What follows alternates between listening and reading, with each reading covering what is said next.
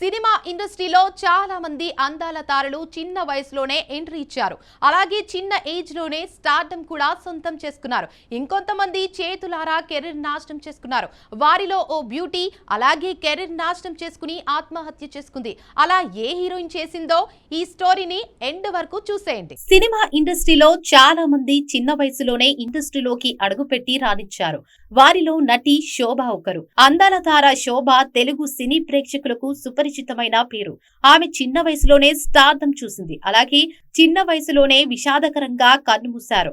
శోభ అసలు పేరు మహాలక్ష్మి మేనన్. ఆమె 1961లో కేరళలో జన్మించారు. 5వ ఏటనే తట్టుంగల్ తిరుక్కపడం అనే మలయాళ చిత్రంలో బాలనటిగా సినీ ప్రస్థానాన్ని ప్రారంభించింది. కేఆర్ విజయ, మనోహర్, ప్రేమ్ నజీర్, సత్యన్ వంటి అగ్రతారులతో నటించి బాలనటిగా అద్భుతమైన గుర్తింపు పొందారు. ఇక శోభ తెలుగులో ప్రముఖ దర్శకుడు సంగీతం శ్రీనివాసరావు తొలి చిత్రం తరం మారిందిలో కథానాయికగా నటించారు.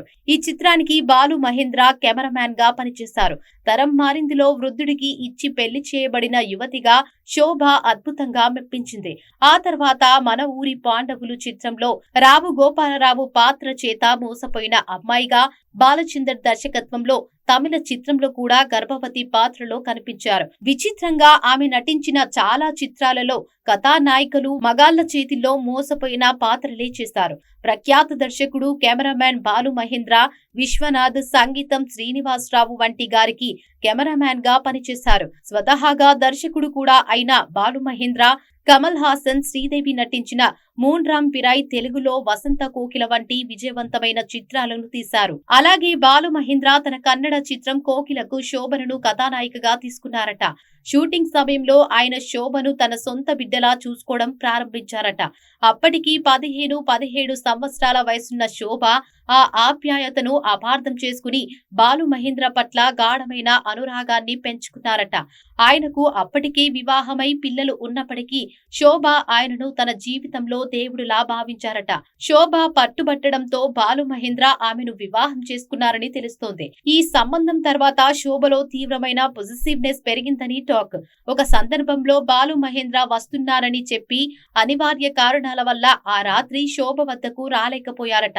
ఎన్నిసార్లు ఫోన్ చేసినా ఆయన ఫోన్ ఎత్తకపోవడంతో శోభ తీవ్ర ఆవేశానికి లోనై ఆ క్షణికావేశంలో ఎదురుగా కనిపించిన చీరను తీసుకుని ఫ్యాన్ కు ఉరివేసుకుని ఆత్మహత్య చేసుకుందని సమాచారం. ఇక ఆమె మరణం సినీ పరిశ్రమను దిగ్భ్రాంతికి గురి చేసింది. ఇప్పటికీ ఆమె మరణం ఓ మిస్టరీగానే ఉంది. ఇది వాల్టీ స్క్రీన్ టైం. మరో స్క్రీన్ టైం తో మళ్ళీ కలుద్దాం. అంతవరకు చూస్తూనే ఉండండి మీ స్టూడియో 1.